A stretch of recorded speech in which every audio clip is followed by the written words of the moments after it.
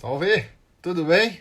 Estamos chegando aí para mais uma live aqui no Instagram do Naradeva Shala. Hoje eu acho que é o 15º dia, eu não tenho certeza ainda. 7, 14... Não, muito mais, tô doido. 14, 15, 16, 17, 18, 19... Não, 14, 15, 16, 17... Hoje é o 18º dia, 18º aqui, tudo bem com vocês? Boa tarde, boa tarde, boa tarde. O pessoal já dando aí, colocando mãozinha. Namastê, namastê, namaskar, axé, namastê, arro, o que vocês quiserem aí, a gente se cumprimenta, não tem problema. Então vamos aí falando aonde vocês são, quem tá aí, que cidade que vocês estão falando, como que vocês estão aí na região de vocês. Hoje o bate-papo é só comigo, eu começo já na leva aqui. Tem algumas perguntas que eu já vou responder, que a galera já tinha me mandado. Para quando eu não tiver nenhum convidado ou convidada, eu vou normalmente, no dia anterior eu já abro as perguntas, vocês podem colocar lá. Aí se for alguma pergunta que eu preciso pesquisar, fazer alguma coisa, eu já deixo prontinho as respostas para vocês. E aí a gente bate um papo sobre essas perguntas, eu acho que fica bem legal dessa forma, fica mais produtivo. Então tem o pessoal de Natal, o pessoal de Gravatá, em Pernambuco... namastê, namastê. Então vamos ver aqui. São Carlos, São Paulo, né? Estado de São Paulo. Espero que vocês estejam todos e todas muito bem. Nesse sábado, mais um dia de Saturno. Então hoje eu trouxe algumas perguntinhas para vocês aqui. Desculpa eu virar para cá, mas algumas perguntas que me mandaram para nós. Então fiquem sempre aí, vocês que estão acompanhando. Quando a gente não tiver convidado, é só vocês entrar no History, aqui mesmo do Instagram, vai ter uma caixinha ali de pergunta, vocês fazem a pergunta que vocês quiserem. Claro, se tiver muitas perguntas, eu vou ter que selecionar as mais viáveis ou as que eu sei também, claro. Quando tiver poucas, eu respondo o que tiver ali e a gente tenta conversar aqui no assunto, dentro do possível. Bom, vamos lá então. E tem meio pessoal de Belo Horizonte, Minas Gerais. Boa tarde para vocês nesse sabadão. Então vamos lá. Fizeram uma série de perguntas interessantes. A primeira pergunta foi de dicas ou receitas para alergias respiratórias. Eu até estava fazendo uma pesquisa sobre isso, porque eu estou traduzindo e tentando, não só traduzir, interpretar um pouco o material que o Ministério do Ayush está aos poucos liberando para todo mundo em relação ao que está acontecendo no mundo, claro. E eu vou dar uma aula para os alunos, quem sabe eu posso abrir isso depois para vocês também e tudo mais. E é muito interessante porque, é claro, a primeira coisa aqui, quando a gente fala de alergia respiratória, no Ayurveda não coloca tudo isso num guarda-chuva só, sendo tudo a mesma coisa. Então, no Ayurveda, a forma de interpretar e enxergar uma alergia, um problema respiratório, ou qualquer que seja o problema, é sempre muito individual. Então, sempre que um texto, um site, um livro, até um texto clássico, quando ele não está especificando qualquer desses materiais, ele sempre está mostrando para a gente uma forma de um aspecto geral da coisa. E basta nós, profissionais, pesquisarmos, estudarmos para entender como aplicar aquilo de forma individual, porque aí vai depender de outros fatores que a pessoa tem ali como também uma desarmonia, ou quais são as gunas, as qualidades que aquela desarmonia naquela pessoa está se desenvolvendo, ou como está se desenvolvendo. São essas preocupações que a gente tem no Ayurveda. Então eu achei até um textozinho interessante, que ele fala, né, que a gente tem que entender que pode existir alergias respiratórias e até outros tipos de alergia com características do que nós chamamos de Vata, Pitta e Kapha. É claro que essa forma de explicar, por incrível que pareça, mesmo sendo uma forma que muitas vezes cria um pouco de confusão na mente das pessoas, mas ainda é a forma mais fácil de se entender ou de explicar publicamente o Ayurveda. Se eu entrar em detalhes de cada uma das desarmonias, como tem aqui várias ligadas a Vata e ligadas a alergias também, aí a gente começa a especificar demais e aí somente mesmo estudiosos de Ayurveda e com muita bagagem conseguem entender. Então ele coloca de uma forma geral aqui para alergias de vata, alergias de pita e alergias de kapha. E é claro que a alergia, nesse caso, ela vai estar, para você determinar o dosha associado a uma alergia, você também tem que fazer uma pesquisa e uma análise de qual é a guna que está elevada naquele tipo de alergia daquela pessoa.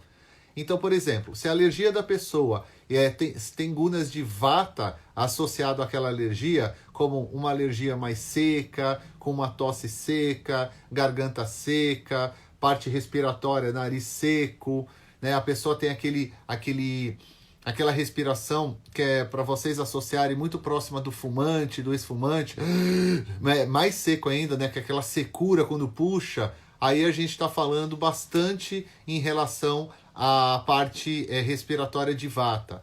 Muitas vezes isso vai ter muito catarro, vai ter uma parte mais úmida, vai estar mais de vata, de kapha. Com a parte, como se diz? Inflamatória de pita. Então, isso é bastante cuidado. A gente tem que tomar bastante cuidado para quando a gente vai analisar direitinho.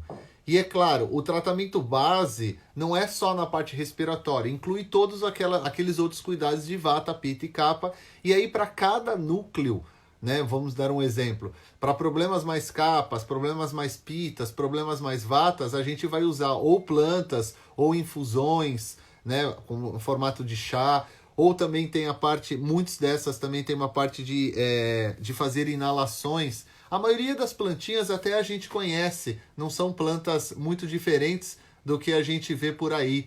E no Ayurveda também se usa, nesses momentos, é muito indicado os óleos no nariz e também as lavagens.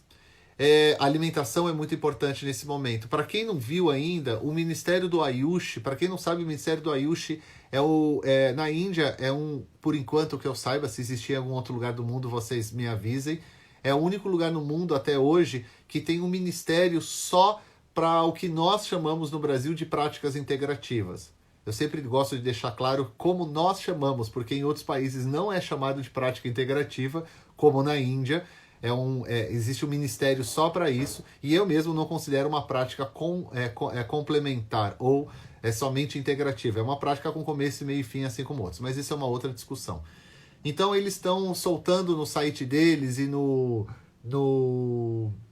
nas redes sociais também, eles estão soltando vários flyerzinhos, já em português alguns, e alguns não, mas só em inglês, e todos eles estão falando da importância de usar o que nós chamamos de náusea dentro da rotina, que é a oleação das partes respiratórias, das vias respiratórias. E na Índia eles têm óleos para isso, específicos para isso, vocês encontram até na internet também. Mas aí, então, voltando à pergunta, para quem não sabe, eu estou respondendo algumas perguntas que já me fizeram anteriormente, para não chegar aqui e não ter muitas perguntas, ou eu não estar bem preparado, então eu estou preferindo fazer dessa forma quando eu vir sozinho, tá bom? Então o pessoal aí que tem perguntas, amanhã provavelmente eu estou sozinho, eu não tenho confirmado ninguém ainda. Se for isso mesmo, logo depois aqui desse bate-papo eu vou abrir ali para perguntas no History, vocês podem colocar e aí eu vou estar no dia seguinte respondendo essas perguntas. Então na parte respiratória é essa. Teve uma outra pergunta, aqui não vai ter pergunta só de Ayurveda, porque nós somos de Instituto de Cultura Hindu, então vão ter outras perguntinhas. Tem uma outra perguntinha que é em relação, né, como montar um altar. Eu achei tão bonitinha essa pergunta, porque normalmente não é uma pergunta que é comum ser respondida ou ser feita. As pessoas aqui nos dias atuais estão enchendo o nosso feed aqui somente de perguntas ligadas ao Covid, à parte respiratória e outras questões mais, e a gente ao máximo está tentando responder para vocês. Mas a parte do altar eu achei bonitinha porque não é comum, mas eu gostaria de responder. A primeira coisa que a gente tem que lembrar é que para construir um altar não vai depender somente, não existe umas regras gerais. Primeira coisa, que lógico, eu estou respondendo sobre a minha ótica, meu ponto de vista, de acordo com a minha experimentação, e a minha experimentação ela é toda ligada a alguns meios religiosos, que é como eu vou tentar explicar para vocês. Cada religião, cada filosofia, cada tradição, cada linha tem formas diferentes de montar um altar. Então, se eu te falasse nesse momento que a forma mais correta de montar um altar é ter uma deidade X, ou ter uma estátua assim, ou ter um incenso Y, eu vou estar assim, dentro da minha responsabilidade de diretor de um instituto de cultura indiana ou hindu, eu estaria errado, porque existem muitas linhas diferentes na Índia e eu tenho certeza que cada uma explica de uma forma um pouco diferente da outra de como montar o altar. E olha que eu nem estou falando de um pouco de entendimento que eu tenho, ou o mínimo suficiente para explicar para vocês que se a gente for falar de altar em raiz africana, vai ser de outra forma. O altar dentro de um cristianismo, de uma simbologia cristã básico do que eu conheço, eu sei que também é de outra forma. Se eu for dentro de altares, dentro ainda de tradições brasileiras, né, ou sul-americanas, aí a gente vai ter outros formatos de montagem. Então, se você não faz parte de uma linha ou não quer fazer parte de uma linhagem, de uma religião, de uma tradição, de uma filosofia, o que eu recomendo é você montar o seu altar de coração. Então, o que o seu coração gosta, coloque no seu altar. Tem outras pessoas que falam que isso não daria certo, mas são justamente essas pessoas que estão presas em linhagens, ou presas em pensamentos, ou em religiões. Presas é modo de dizer, tá? É a forma de você pensar mesmo. Se você for analisar de uma pessoa que não quer se prender a nenhuma tradição, então a pessoa está livre, Haribol. Então você monta o altar da melhor forma. Então, por exemplo, uma das melhores respostas que eu tive sobre isso, eu estava num ashram na Índia, e um dos alunos brasileiros, ele perguntou como é a melhor forma de montar o altar. E o professor, um professor super tradicional, ele virou e falou, olha, se você não faz parte de nenhuma tradição, se você colocar uma pedra nesse altar e você entender que essa pedra tem um significado importante para você, é muito melhor ter essa pedra do que você ter uma linda estátua que você não vai significar nada para você, ou você não sabe nem como cuidar dela de acordo com as N tradições que tem no mundo. Eu confio muito nisso também. Eu entendo que isso é uma lógica muito mais fácil de se entender do que ficar aprisionado de repente a milhões de técnicas. Agora, se você faz parte de uma tradição, quer fazer parte, quer entender todo esse rolê de como montar um altar, tem que ser virado para o leste, norte, sul, oeste, se ele tem que ser virado para você, para cima, você tem que ter os 5 elementos, você tem que ter a mãe, você tem que ter o pai, você tem que ter Krishna, você tem que ter Shiva, você tem que ter Shu, Iemanjá, sei lá, depende do que você quer seguir, né?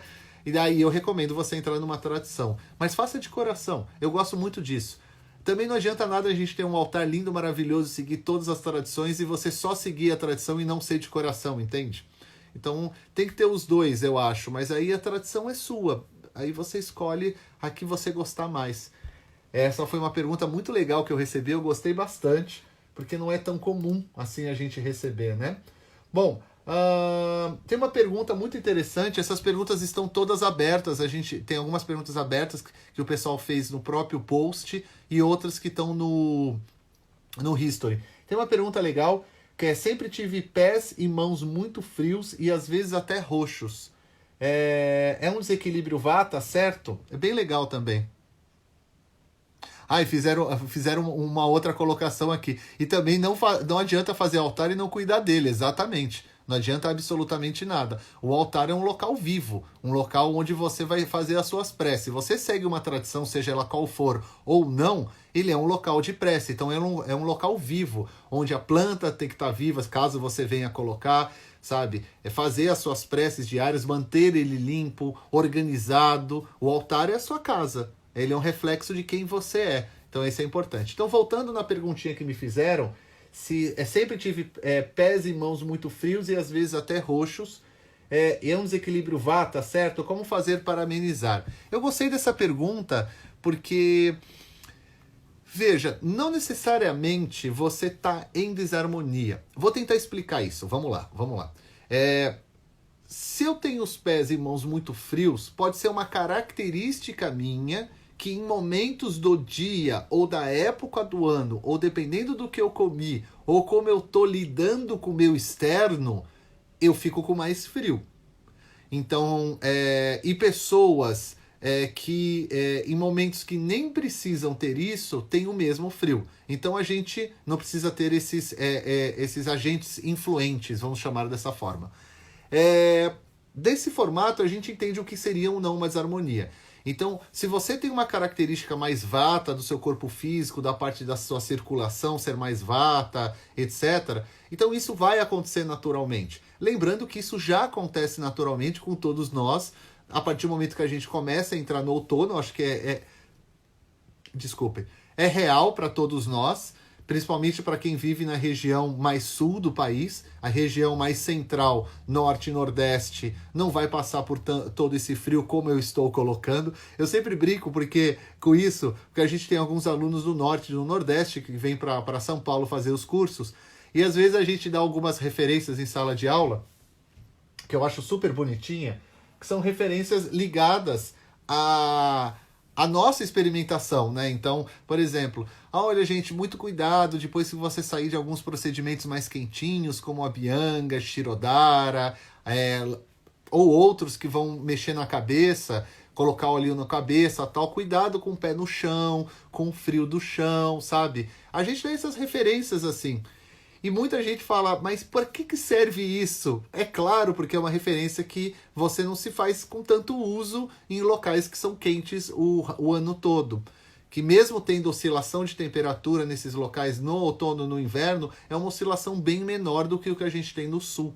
Então, isso é muito importante a gente lembrar. Isso acontece muito na Índia também, para quem não sabe, que são as referências, muitas vezes, ou as informações que são dadas no sul são diferentes no norte, é claro, por uma questão de vivência do seu clima local. Isso é muito importante a gente lembrar. Muitas pessoas me perguntam, Eric, por que no sul da Índia se usa tanto coco e no resto da Índia não se usa? Eu falei, primeiro pode ser por uma questão que tenha mais coco naquela região, e segundo, porque é mais calor aquela região. Então você vai ter mais coco, como é o contrário que acontece no norte. Às vezes a explicação é tão simples, né?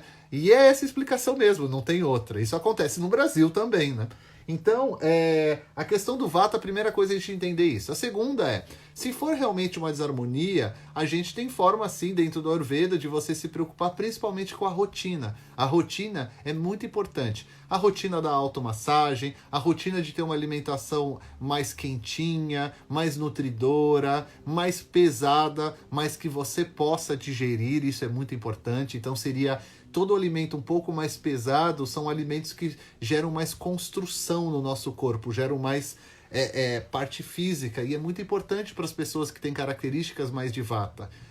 Mas, ao mesmo tempo, todo alimento mais pesadinho é mais difícil para a gente conseguir transformar, digerir. É aí que entra a importância de ser um alimento mais pesado para ter uma melhor construção, e que o vata, ou a pessoa com característica vata, ou a pessoa que está com a característica vata, ela consegue digerir isso, gerar um corpo mais forte.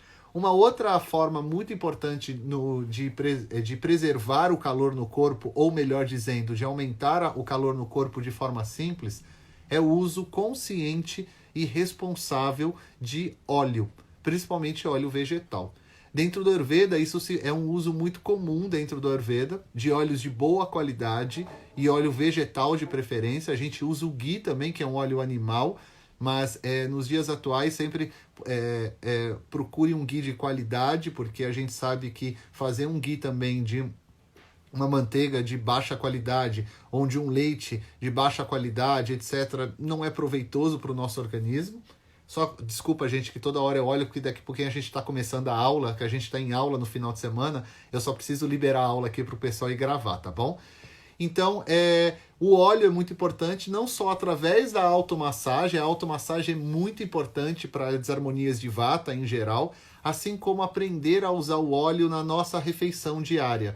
Então não é só fritura, muito pelo contrário, não é nem recomendado. Mas aprender a usar o óleo na comida, nas bebidas, aprender a ingerir óleo diariamente. Isso um bom profissional de Ayurveda consegue passar para você que tem uma desarmonia de vata ou que queira aprender como ingerir melhor, qual é a melhor quantidade. É a primeira coisa que a gente faz no dia, junto com a refeição. Isso é muito individual mesmo também. Isso vai depender bastante do processo ou da força digestiva de cada pessoa. É muito individual. Existem até alguns testezinhos no Ayurveda que nós fazemos para medir o Agni ou a força digestiva de cada um de nós. É bem interessante isso. Então você tem várias coisas para tratar. Quem fez essa pergunta foi a Marina Rezende. Eu estou falando porque está aberto, tá? Vocês podem olhar ali. Para quem está fechado, quem mandou no fechado também mantive fechado os nomes. Mas a Marina está aberto e ela me fez essa pergunta. Então, procure também fazer atividade física que gere uma manutenção de atividade física. Cuidado com a atividade física para quem tem excessos de vata também. Algumas atividades físicas não é que não são recomendadas, é que a gente só tem que tomar um pouco de cuidado. Toda atividade física é recomendada para vata, sabe? Toda atividade física faz bem, mas os exageros vão fazer mal, em locais muito frios, excessos vão fazer mal também para uma pessoa que já é vata ou que esteja vata. Perfeito? Uma outra pergunta, na verdade, é mais um agradecimento. Quero deixar registrado, né, o quanto tem agregado valor à família dela, as orações que a minha mãe todo dia faz às 18h30. Eu agradeço, aqui está escrito mona.campos, e também lembro vocês que a minha mãe todos os dias às 18h30 ela está no nosso YouTube e no Facebook do Naradeva.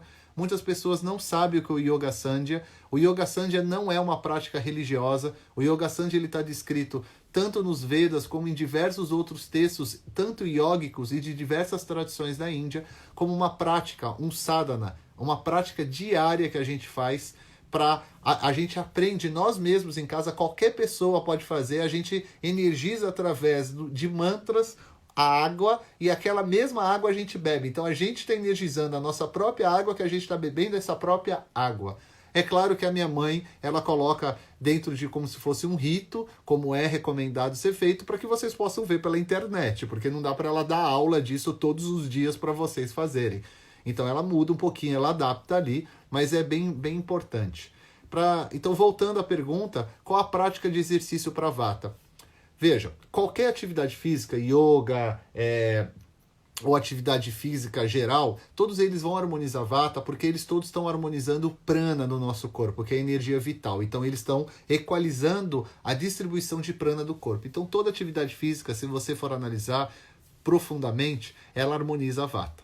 Mas a gente sabe que o excesso de qualquer atividade física, seja ela qual for, ela sempre vai desarmonizar o vata.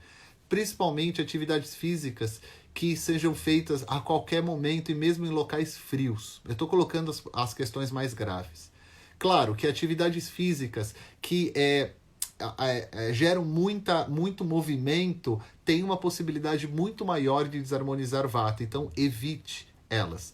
Procurem atividades físicas que sejam dinâmicas, que tragam calor para o corpo, etc. Não tem problema em ser aeróbica a atividade, portanto que não agite depois. Tem atividade física aeróbica, se você for fazer num tempo adequado, num espaço adequado, etc., você não vai elevar tanto movimento e você consegue ter um dia tranquilo. Porque eu conheço pessoas que fazem atividade física que elevam tanto movimento que no final a pessoa fica umas 2 horas tentando se recuperar daquilo, porque o coração fica desesperado. Então não é uma atividade física que está fazendo bem para aquela pessoa. Eu entendo dessa forma. Uma atividade física que faz bem para nós é aquela que você acaba, toma uma chuveirada, come alguma coisa e você tá bem. Tá cansado, tá o corpo pegando num ou no outro local, mas você tá bem. De um aspecto geral, você tá bem. Eu vou pedir 1 minutinho para vocês. Preciso liberar a aula aqui dos alunos da turma 27ª. Tem até alguns que estão me assistindo aí que eu vi, que eles estão no intervalo de almoço deles. Então eu estou liberando aqui e eu já volto com vocês aqui na live. Ops. Colar. 1 minuto. A próxima pergunta é bem legal. Aguenta aí. Tem uma pergunta bem bacana que fizeram.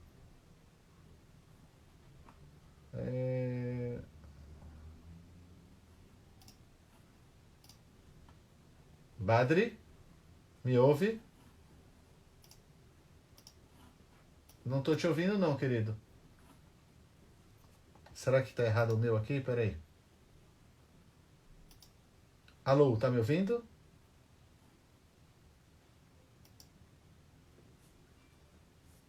Só me libera para gravar então, Badri.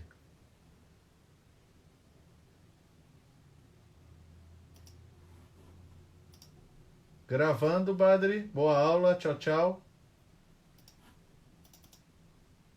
Pronto, voltei aqui, pessoal, desculpem. Ai.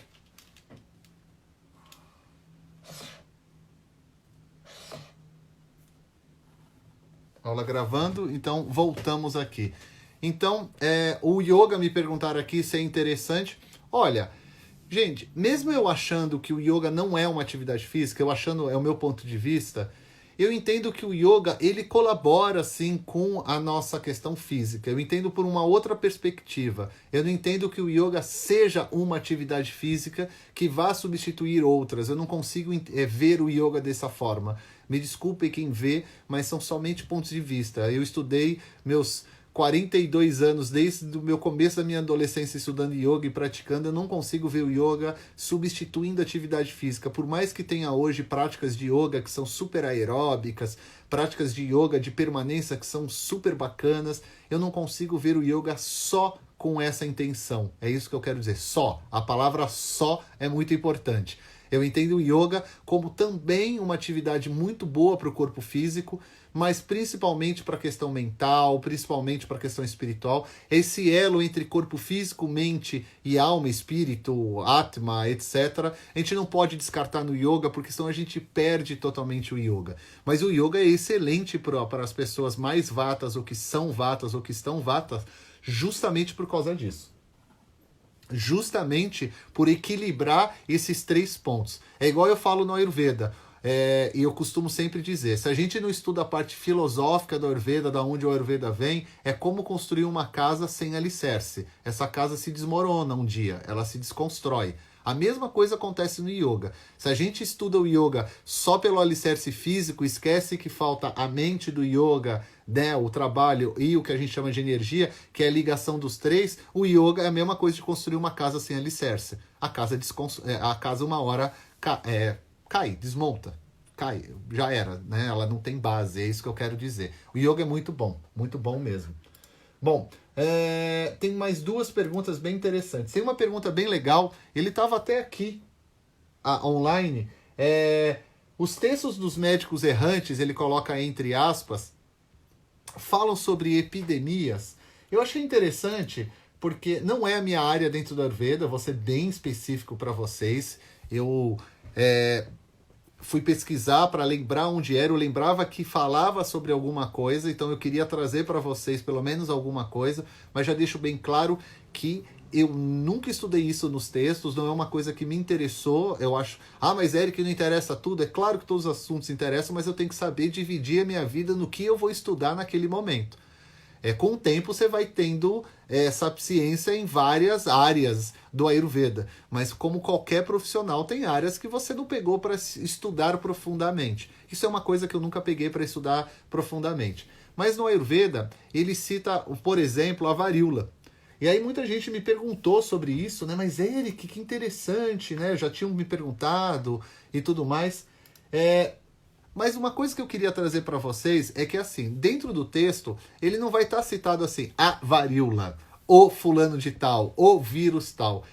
Isso é um trabalho de muitos pesquisadores e muitos estudiosos de Ayurveda no mundo todo, que vem há décadas tentando entender aquelas explicações que são dadas nos textos, com os exemplos, no que a gente consegue encaixar com o raciocínio moderno. Não é uma coisa que eu faço muito, eu tento estudar de uma outra forma, por isso que não é muito a minha área. Tem outros profissionais que passam a vida fazendo isso, tem profissionais maravilhosos fazendo isso. Mas o que eu queria explicar é como funciona o raciocínio nosso. Então a gente tem que entender esse aspecto. Então tem outras coisas que são citadas nos textos com outras nomenclaturas em sânscrito, que eles dão exemplos, né, ou dão quais a guna que se desarmoniza naquele momento, ou naquela pandemia, ou eles não falam palavras pandemia ou epidemia, né? Naquela doença. E aí a gente tenta fazer associações, mas não são precisas. Algumas são bem precisas, como é o caso da varíola, e outros. E outras nomenclaturas que são citadas, a gente não consegue associar ela diretamente a uma doença, a um vírus, a uma bactéria, a um problema em si. a gente consegue, ela é mais um guarda-chuva às vezes, e aí a gente tem que entender as suas variações, ou as suas explicações, ou as suas diversas explicações, ou fórmulas, ou ideias que o texto está querendo dizer. Eu estou tentando explicar como o texto faz. Então tem algumas citações, sim, de problemas que a gente veio tendo ao longo aí dos séculos, algumas citações que são até associadas diretamente, como é o caso da varíola, eu quis trazer, porque se vocês colocarem, vocês vão ver que tem artigos científicos, eu estou aqui com um aberto, sobre a história da varíola no mundo, e eles estão citando aqui o Charaka, o Charaka e o Sushruta, se eu não me engano, eu não deixei marcadinho, tá aqui, ó. Eles citam o Charaka e o Sushruta, por exemplo, aqui, dando o nome do que seria varíola e tudo mais. Só para dar um exemplo para vocês, tá? Então tem algumas coisas que foram estudadas e chegaram a essas conclusões, ficaram bem claros e tudo mais, e o pessoal consegue estudar. Outros não, e fica fazendo associação. Mas eu gostaria como eu falei do Ministério do Ayush, eu queria até deixar uma dica para vocês. Dá uma olhadinha no próprio Ayush, para quem lê inglês. Para quem não lê inglês, infelizmente não tem tudo deles em português. Eles estão até mostrando alguns trabalhos e algumas formas que eles estão usando o Ayurveda para quem se interessa, e até a homeopatia em alguns casos também. Aí eu já desconheço totalmente, só estou dando um exemplo. Em tratamentos e em protocolos de Ayurveda na Índia. O próprio Kerala, que é um estado que eu gosto muito, eu tenho assim, dezenas, centenas de amigos no Kerala. Na maioria dos meus amigos são do Kerala. É um estado que eu amo mesmo, um local apaixonante. Eles estão com um protocolo junto com a medicina moderna, junto com a biomedicina. Eles estão entrando com protocolos de manutenção de saúde dentro dos hospitais, para os médicos também, todos muito com o Ayurveda. É bem interessante, vocês podem entrar, tá no site deles, nas redes sociais, e aí vocês vão ler o que eles estão fazendo, é muito interessante mesmo. E o Ayurveda, é claro, eu tenho que sempre salientar quando a gente for falar de Ayurveda para pandemias, para questão de vírus, etc. O Ayurveda, muitas pessoas me perguntam, o Ayurveda pode ajudar? O Ayurveda eu creio que ele pode ajudar sim, mas ele vai ajudar principalmente no caso da manutenção da saúde e de fazer o nosso sistema imune ficar forte. Isso leva tempo, isso é um entendimento que vem de um dia após o outro. Mas o Ayurveda ele atua principalmente aí. O próprio Ministério do Ayush ele está falando muito isso. Por mais que o Ayurveda possa ajudar de outras formas, ele ajuda principalmente em gerar uma boa rotina. Lembrem sempre disso. A gente vai repetir isso em toda a live, mas é necessário a gente repetir isso em toda a live. É importante, é legal ver as pessoas perguntando aí o que aumenta o sistema imune, o que aumenta isso. Claro, procure saber muito mais sobre isso, aprender a fazer muito mais coisas em casas naturais. É importante, mas lembre que isso leva tempo. Eric, não põe o pessimismo da nossa vida, já tem muito. Uma coisa é pessimismo, outra coisa é uma realidade que junto com essa realidade vem infelizmente, no momento que a gente vive com algumas questões que não são pessimistas porque leva tempo e a gente gostaria que fosse rápido, mas não tem como. A gente gostaria também que fosse mais rápido, mas não tem como. A gente até está preparando uma sequência de vídeos de ervas que a gente usa no Ayurveda que vão poder ajudar vocês de um chazinho em casa, a colocar nos alimentos. Estou fazendo eu com o Badri, a gente vai lançar em breve para vocês, vai ficar bem legal. O Badri está dando aula nesse momento aqui, ó, e eu tô com vocês aqui. E tem uma última pergunta para a gente finalizar, lembrando que quando eu vir sozinho eu sempre vou abrir as perguntas para vocês nas nossas redes sociais, principalmente aqui no Instagram. Então sempre fiquem de olho ali, põem as perguntas, porque aí eu preparo. A última pergunta é se a pessoa pode fazer full spectrum com qualquer variedade da cannabis. Quem não sabe, o full spectrum é quando você faz uma forma de tirar todos os componentes, ou a maioria deles, né? Principalmente os dois mais usados para extração de cannabis, para você fazer um óleo que ele tem ali o CBD, o THC e outras propriedades. O que eu recomendo para as pessoas, eu não sei se pode usar todas as espécies, eu estudo cannabis de forma terapêutica dentro do Ayurveda há muitos anos já, assim como do uso religioso que existe na Índia também, a gente não pode esquecer disso. Mas não sou um especialista, eu sou um mero estudioso ainda. E no Brasil a gente não pode recomendar, no Brasil a gente tem todas essas questões. Então, sempre quando alguém me pergunta, a primeira coisa que eu sempre falo é recomendar e vocês irem atrás, para vocês que têm interesse, interesse das ONGs que tem no Brasil, que são autorizadas a não só ter...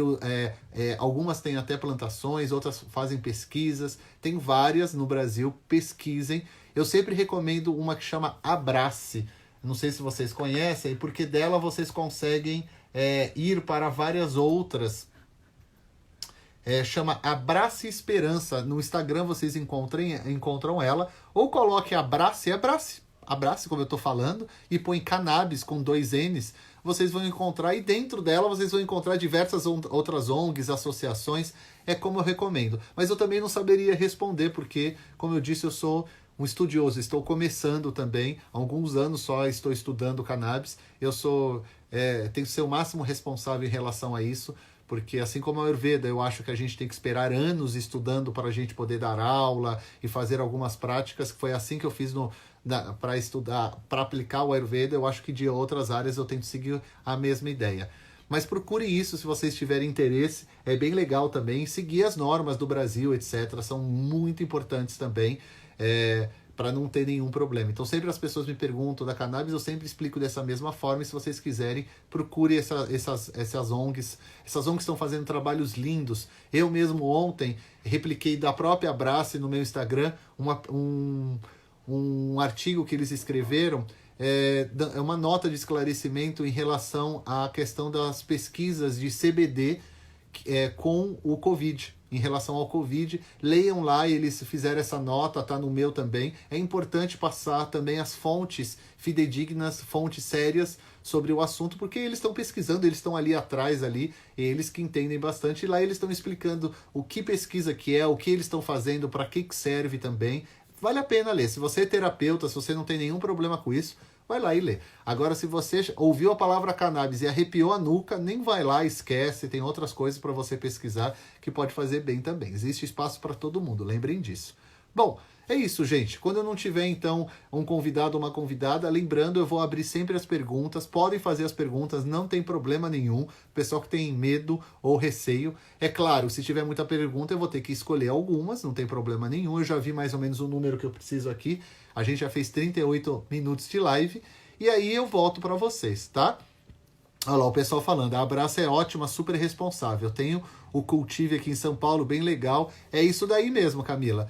A gente podendo passar essas fontes sérias, a gente só tem como melhorar ainda mais, não é verdade?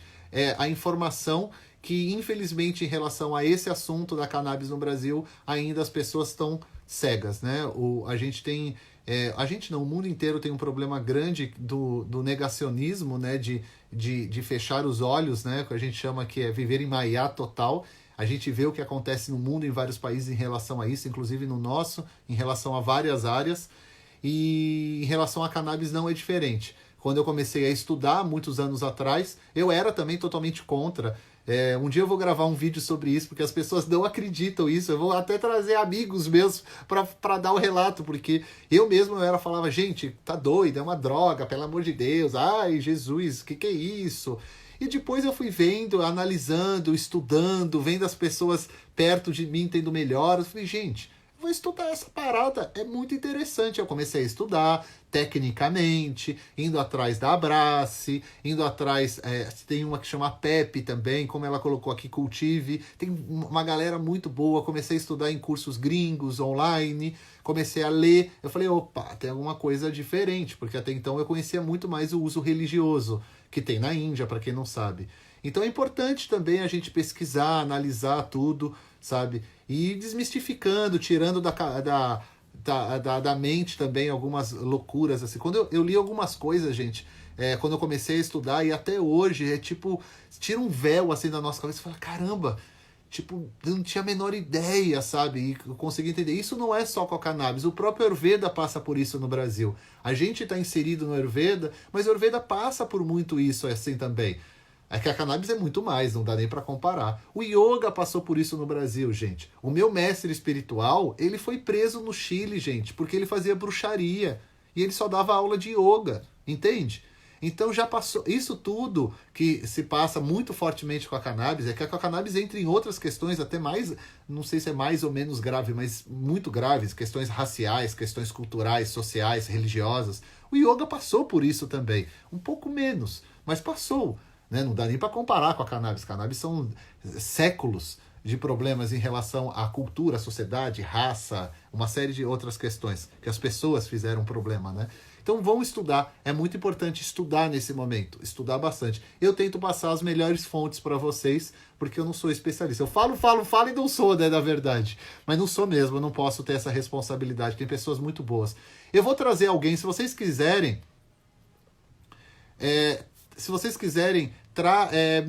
falam aí, eu trago alguém para a gente conversar sobre isso. Tem uma pergunta muito interessante, como você está lidando com o que está aprendendo no isolamento? Sei não, só vou saber depois de um tempo. Estamos lidando com ansiedades normais que todos nós temos, estamos lidando com essa nova estrutura de trabalhar, por mais que eu trabalharia online, eu estou aprendendo a lidar com os novos horários, aprendendo a lidar também com saídas que a gente vai necessitar em algum momento, como fazer isso, lendo, estudando o que está acontecendo, de fontes fidedignas, fugindo de fake news, fugindo dessas notícias que na verdade não acrescentam em nada, fugindo dessa loucura que é dessa busca desenfreada por uma cura que eu sabia que ia acontecer, mas eu tentar não ficar lendo muitas informações, ler fontes que vão trazer informações de coisas que têm um avanço muito maior na pesquisa, porque a gente sabe, para quem é da área de saúde ou lê sobre pesquisa, entende, a gente sabe que muitas coisas vão surgir no começo e muitas outras vão ficando ao longo do caminho, porque vão sendo pesquisadas e vão sendo liberadas. Então eu não tento perder muito o meu tempo em ler muito essas coisas novas, porque a gente sabe que isso é normal em qualquer momento. Então fica essa dica para vocês. Muita gente me manda, Érico, você viu isso que agora está sendo pesquisado? Érico, você está vendo isso que está sendo pesquisado? Eu nem vejo. Tipo, igual do CBD. Quando começou a estourar o negócio do CBD, muita gente começou a me mandar. Eu falei, gente, calma, vamos esperar um momento. Você vê, aí já tem a Abrace, já fez um documento mais explicando como que está sendo feita a pesquisa, e aí você já sabe. Você não precisa, ai meu Deus, vai sair, vamos com calma, porque as pesquisas são assim, não, infelizmente, com mais pressa que nós temos de um possível cura ou de algo que pelo menos ajude, né, o processo de recuperação da galera que está pegando Covid, a gente sabe também que não é de um dia para o outro. Se encontrar, ótimo, mas a gente sabe que é lento o processo, infelizmente. Infelizmente mesmo. E a gente vai indo mesmo. Como cada dosha tem de lidar com esses acontecimentos? Olha, não sendo pessimista, mas para finalizar, sendo a última pergunta, que é uma pergunta muito interessante, eu poderia muito bem responder para vocês de uma forma bem clichê, como normalmente as pessoas respondem, que seria, e o Vata vai ficar mais ansioso, o Pitta vai ficar mais nervoso e o Kapha ficaria mais melancólico. Mas eu não consigo entender por essa perspectiva. Porque a partir do momento que, quando a gente mais se aprofunda no estudo de Ayurveda, e a gente consegue entender que, independente do meu biotipo, Prakriti, ou independente do meu estado atual, Vikriti, se esteja ou não em desarmonia, o fator de eu estar nesse momento com excesso, se eu ser mais Vata, o tipo de reação que eu vou ter não seria só o meu dosha que estaria sendo levado em consideração nesse momento. O que deveria ser levado em consideração nesse momento também, além do meu dosha, é aonde eu moro, com quantas pessoas eu moro, se eu ainda tenho um emprego, se eu estou prestes a perder ou não meu emprego, se eu vou ter o que comer no mês que vem, se eu tenho criança em casa, se eu tenho idoso em casa, se eu moro sozinho, Nossa, são tantas perspectivas, porque não é só uma perspectiva mais só de dosha. Tem muitas coisas influenciando. Então, por exemplo, se eu sou uma pessoa Vata nesse momento, dependendo do tipo da casa que eu tenho, eu posso estar muito bem. Dependendo de quantas pessoas eu moro, eu posso estar maravilhoso. Dependendo do emprego que eu tenho, também. Agora, se tudo isso for algo que mude, já mudou totalmente, né? A reação, se isso tudo for algo que tem na vida da pessoa, diferente do que eu expliquei, que eu quis dizer, isso já vai influenciar. E cada um deles vai influenciar aquele Vata de forma diferente. A mesma coisa aconteceria com uma pessoa mais Pitta, a mesma coisa acontecendo numa pessoa mais Kapha. É claro que eu quis, como vocês me conhecem, eu quis explicar como funcionaria. Mas é óbvio também que, de um ponto de vista mais genérico, eu creio que todos nós vamos passar por desarmonias tanto de vata, tanto de pitta, quanto de kapha em um momento como esse. Porque a gente passa por um momento também de adaptação ao novo. E todo momento que a gente passa por uma adaptação de qualquer coisa, a gente vai ter desarmonias de vata, pitta e kapha. E aí o que vai determinar o que vai se desarmonizar ou não vai ser justamente a nossa prakriti, o nosso estado atual, que a gente chama de vikriti, se a gente tinha ou não alguma desarmonia já instalada no nosso organismo, e todas as outras variantes que eu coloquei, algumas, e a gente tem que pensar que existem muitas outras. Então é importante a gente pensar nesse aspecto, porque o aspecto amplo é o aspecto real. Não existe um aspecto, o meu vata vai ficar dessa forma nesse momento. Isso é impossível acontecer.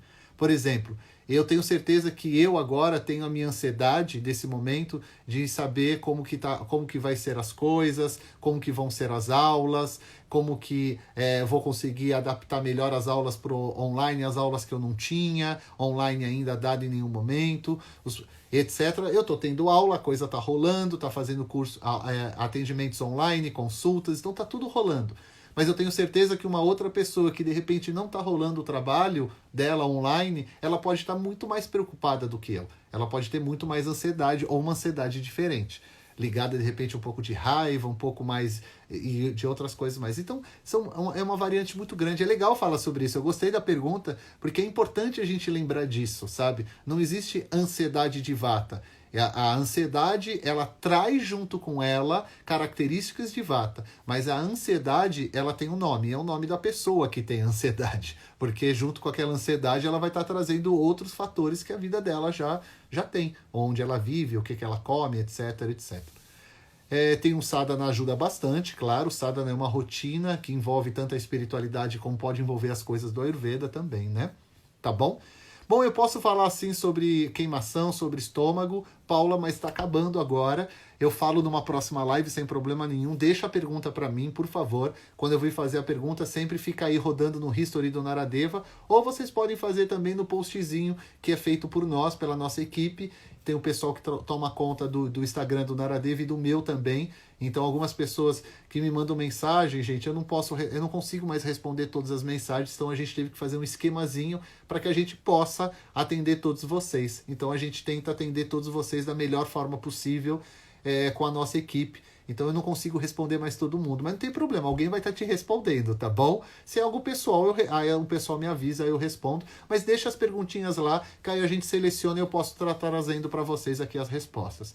Lembrando que amanhã a gente está de volta às 2 horas da tarde e segunda-feira a gente tem uma super live, segunda-feira no YouTube, uma super live com o professor Jonas Massetti. Então eu, Ayurveda, representando Naradeva, professor Jonas Massetti, Vedanta, representando o Vedanta Life, o Instituto Vishva Vidya. A gente vai estar batendo um papo sobre Ayurveda e Vedanta. Espero que você que goste desses assuntos venham, que vai ser bem legal, tá bom? O Naradeva então tá com atividades aqui online todo dia às 14 horas, todo dia às 18h30 com o Yoga Sandhya, e a gente tem várias palestras também acontecendo de forma gratuita, além, é claro, de uma programação cheia também para o pessoal internamente. E também várias das pessoas da nossa equipe estão fazendo consultas online, eu, a Sabrina, o Badri, o Kamala. Aí vocês entram no nosso site, vai ter todas as informações lá, tudo bonitinho. Cada um atende de um formato, cada um está fazendo de uma forma diferente, cada um está se adaptando da melhor forma. Se adaptando não, é errado falar se adaptar. Cada um está criando os seus atendimentos nesse novo formato que a gente tem agora, porque a gente não está adaptando nada, é um novo formato. É isso que a gente tem que colocar na nossa cabeça. Não existe adaptação, é uma nova forma de atender as pessoas, é uma nova forma de dar aula, uma nova forma da gente se comunicar. A única diferença é que muitas pessoas está sendo tudo novo isso. Para mim, por exemplo, e para a maioria das pessoas da nossa equipe, a gente já estava acostumado, então a gente só está continuando e fazendo coisas novas. É só isso que a gente está fazendo, tá bom? Um grande abraço para vocês, se cuidem, fiquem em casa, tá? E qualquer dúvida a gente está aqui nas redes sociais para ajudar vocês no que for necessário. Um grande abraço para vocês, se cuidem novamente, fiquem em casa, lembrem segunda-feira, amanhã eu tô aqui de volta, segunda-feira a gente tem essa super live, 18h30, todos os dias também no YouTube. E como eu finalizo sempre, e aí, gente? O que nós estamos aprendendo e o que nós vamos aprender com tudo isso que está acontecendo nas nossas vidas. Fica o lembrete, até amanhã, 14 horas, estamos de volta. Beijo, tchau, fui!